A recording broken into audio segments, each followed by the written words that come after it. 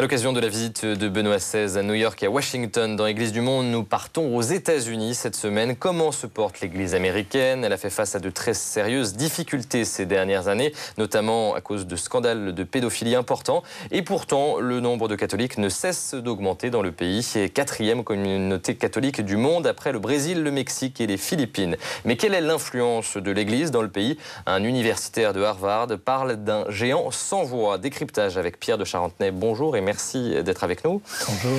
Jésuite, vous êtes rédacteur en chef de la revue Études, vous avez été professeur de sciences politiques à l'université de Fordham à New York, et puis vous êtes l'auteur de ce livre, Un Européen à New York. Alors, quel est le paysage religieux aux États-Unis? 80% des Américains se déclarent chrétiens, parmi eux une bonne moitié de protestants, bien sûr, même si leur nombre a chuté de 10% ces dernières décennies, à l'inverse des catholiques. Explication en images. Le pape a rendez-vous avec une église dynamique puisque le nombre de catholiques américains a doublé depuis 50 ans. Aujourd'hui, il représente 20% de la population. C'est une vraie joie de recevoir la visite du successeur de Pierre pour affirmer notre foi, pour nous rappeler que nous sommes unis à Rome. Nous sommes bien sûr liés au pape, à Pierre, aux apôtres, aux évangiles. George Bush, l'actuel président américain, est évangélique. Les États-Unis n'ont connu qu'un seul président catholique, John Kennedy, d'origine irlandaise mais critiqué pour sa religion. Les protestants américains ont souvent craint le papisme des catholiques et l'influence du Vatican sur le pays. Et pourtant, l'Église catholique est aujourd'hui la plus grande communauté chrétienne des États-Unis, avec 67 millions de fidèles.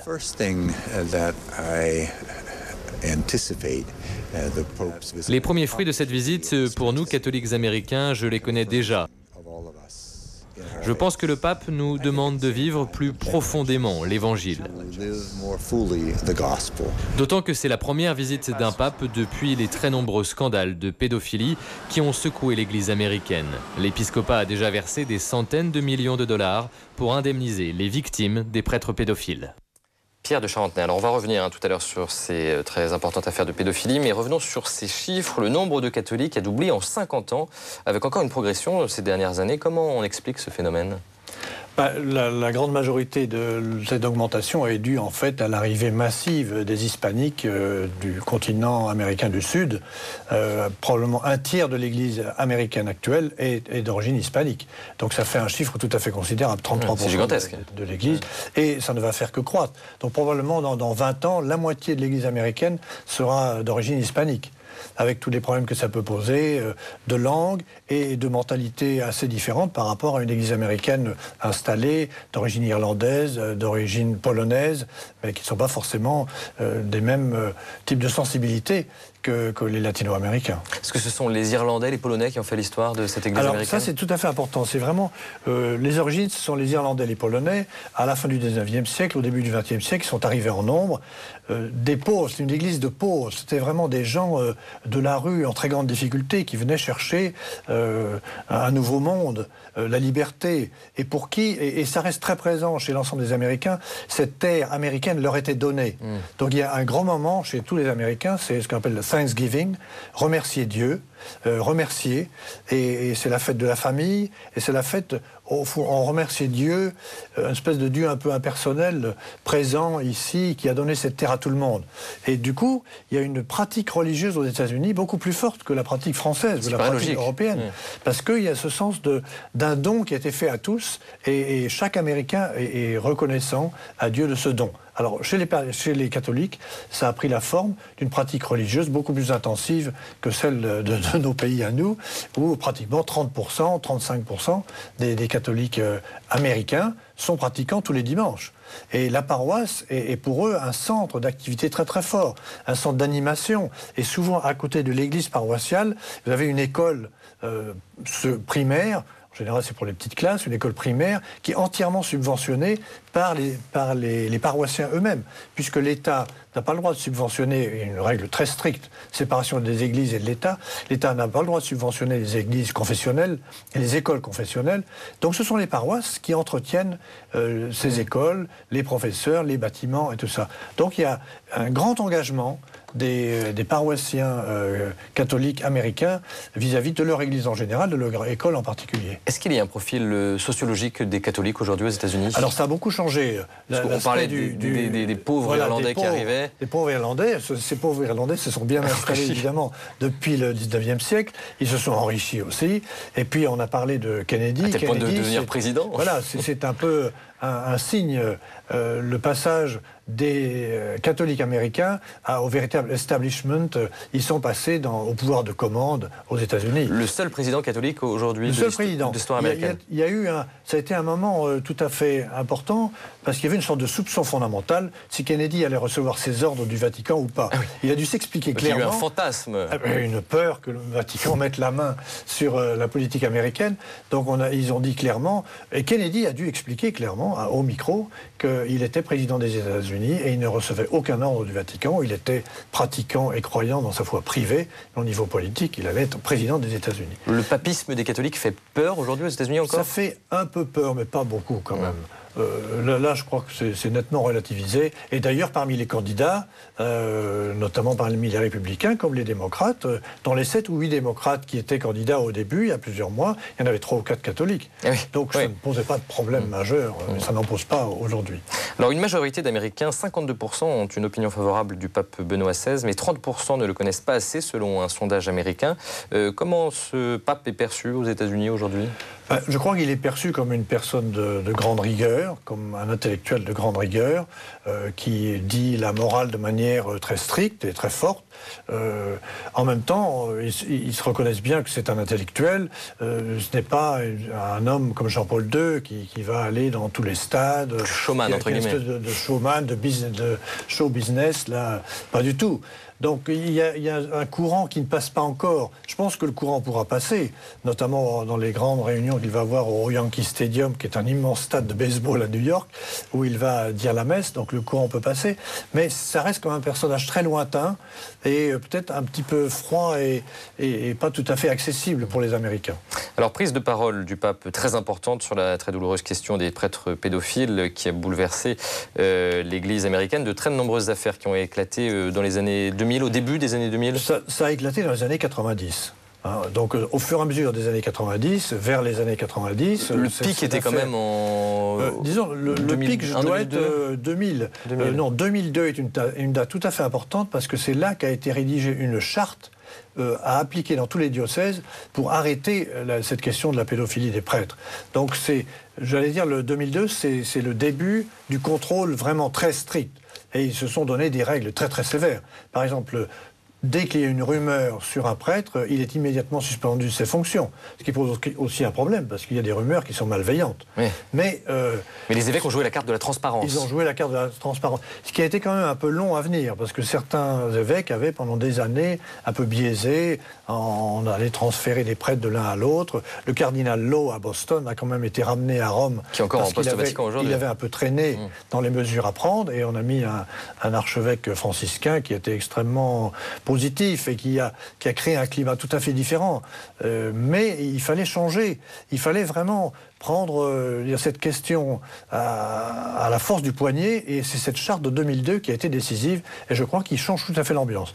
Maintenant, c'est quelque chose qui pèse encore considérablement sur l'Église américaine. Mais l'image a un peu changé pour les Américains depuis cette charte? L'image a un peu changé, mais ça pèse encore très fortement. Et quand l'Église veut s'exprimer sur des sujets, notamment des sujets de type sociaux, on lui dit, regardez ce que vous avez fait, commencez par nettoyer votre propre cour chez vous, et venez nous donner des leçons après. Parce que pourtant, ils sont nombreux, ces catholiques, aujourd'hui. Ils sont très nombreux. On a dit 65 millions. Il y a 300 évêques. Donc c'est une vraie puissance. Et ça a été une vraie puissance longtemps. Je voudrais évoquer, par exemple, un texte qui a été écrit en 1986, qui était sur l'économie américaine, qui était un processus absolument passionnant de réflexion de l'ensemble de l'Église américaine en rapport à la société, avec des allers-retours entre les gens compétents, les évêques, et publication d'un texte tout à fait capital sur l'économie américaine. Depuis, ils n'ont sorti aucune parole publique.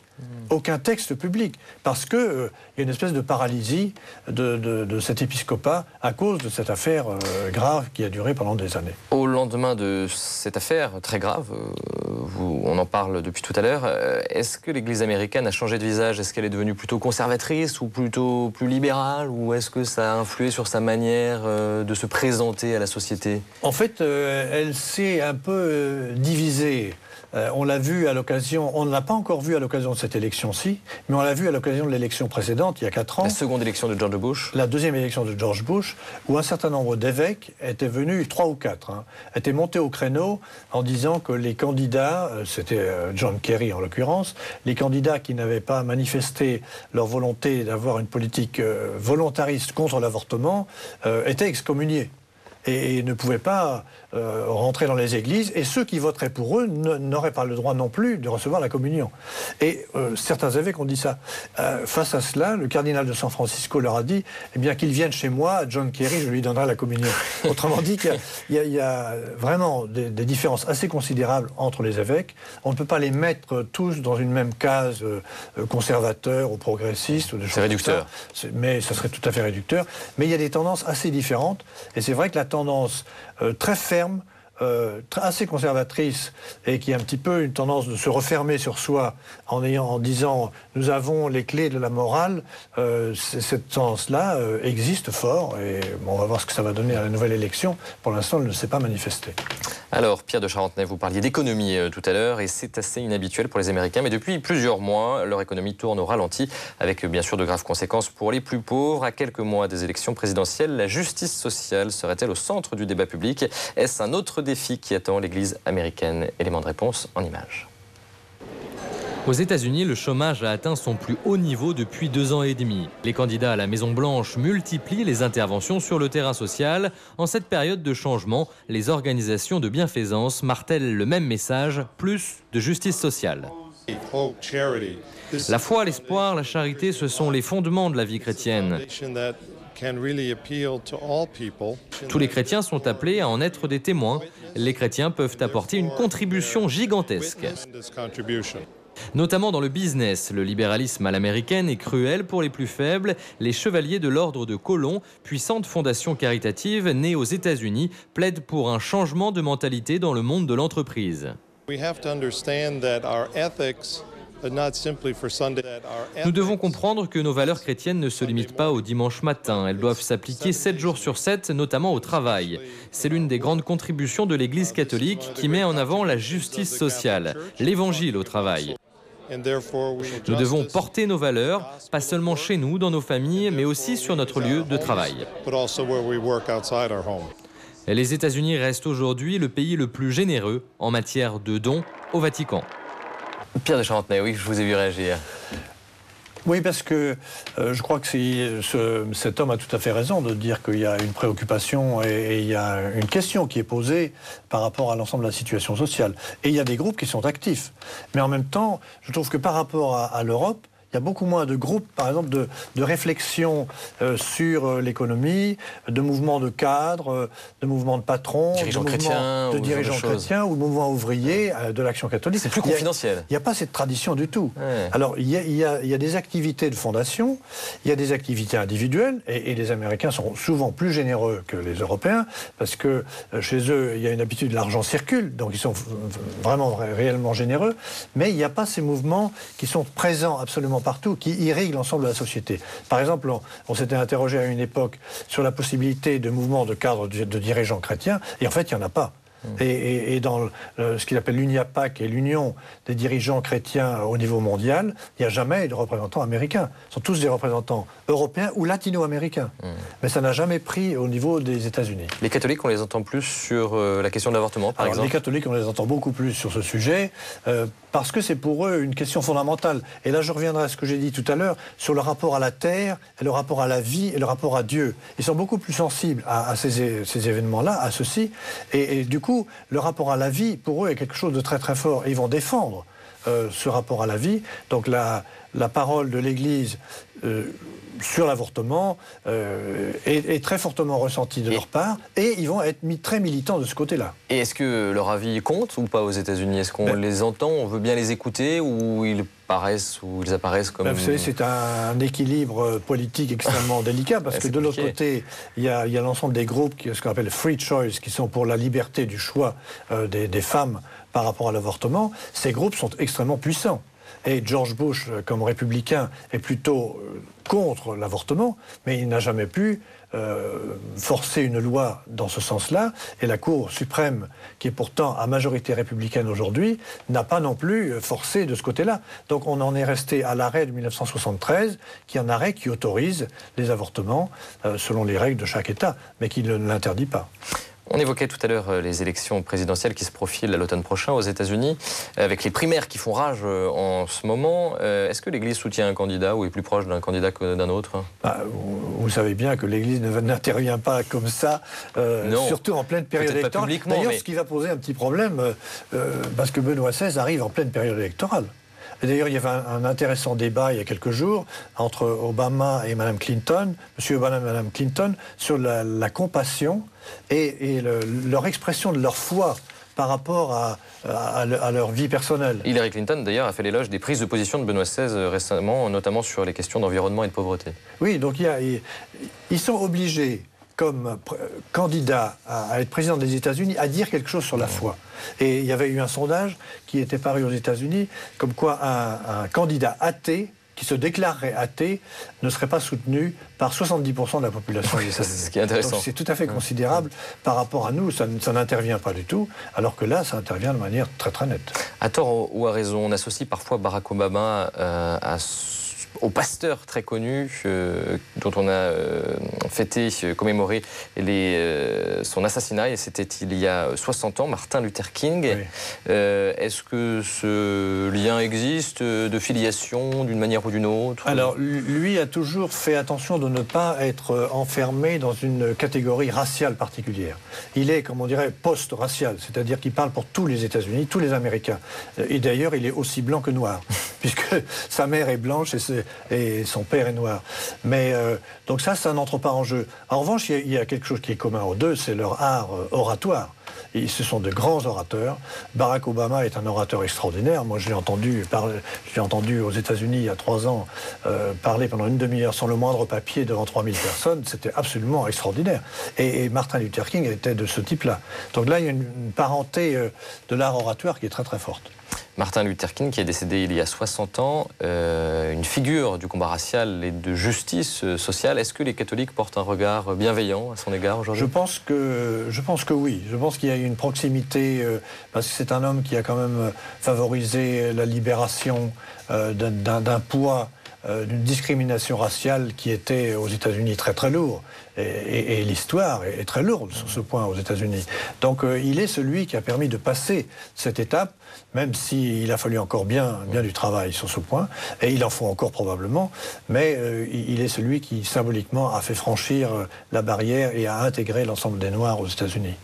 Alors, l'un des autres temps forts du voyage du pape aux États-Unis, l'intervention de Benoît XVI à l'ONU, dont le siège est à New York, vous le savez, centre de diplomatie et de politique internationale. Le Saint-Siège a son représentant à l'ONU, Monseigneur Migliore, qui confiait récemment à l'agence Immédia qu'il avait parfois la sensation de crier dans le désert. Son portrait en images.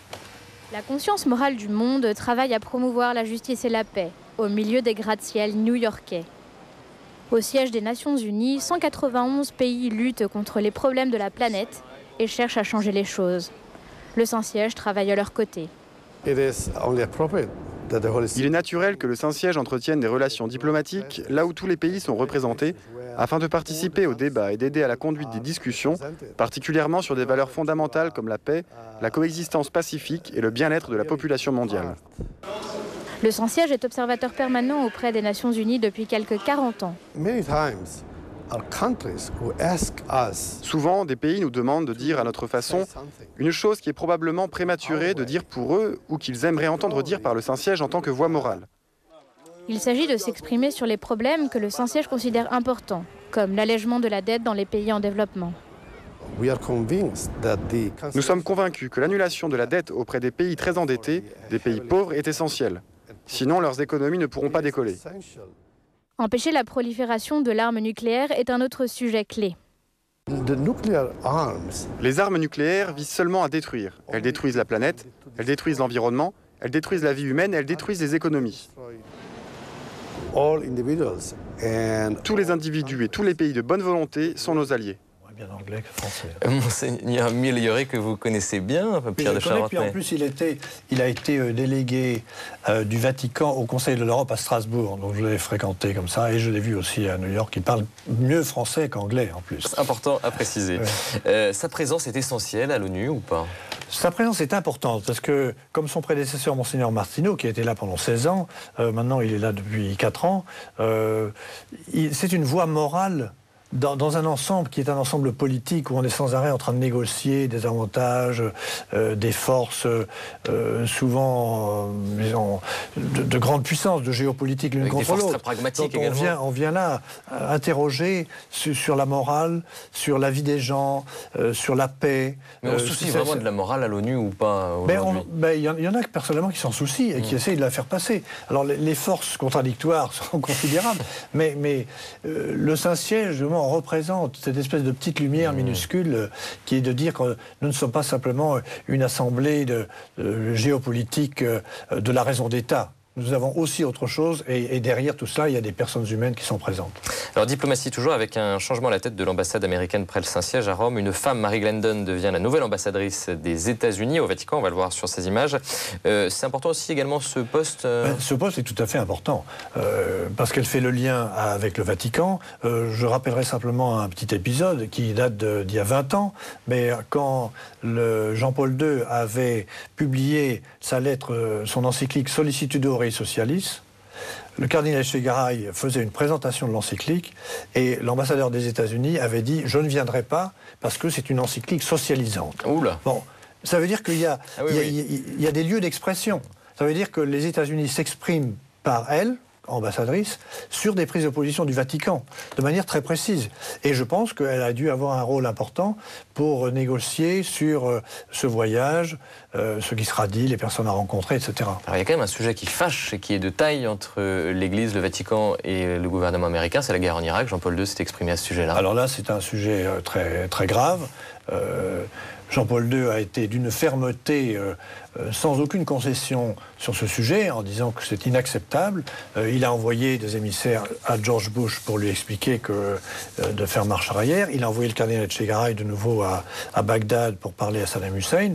Il a tout fait pour éviter cette guerre. Bon, c'est là qu'on voit que de fait c'est une parole morale qui crie dans le désert, mais il y a une position très forte de l'Église sur ce sujet. C'est la paix que l'on doit construire, on ne peut pas se lancer dans des aventures, en plus sans l'aval de l'ONU. Alors, bien entendu, tout le monde attend ce que le pape Benoît XVI va dire à l'ONU. Est-ce qu'il va reprendre ce discours? Est-ce qu'il va le faire un discours plus général? Mais on l'attend beaucoup. Et je pense que les Américains, dont beaucoup sont très remontés contre le président Bush à cause de la guerre en Irak, l'opinion ayant complètement viré en l'espace de 5 ans, ils attendent l'autorité morale du pape pour dire « bon, maintenant ça suffit ». C'est-à-dire qu'il faut trouver les moyens de se retirer.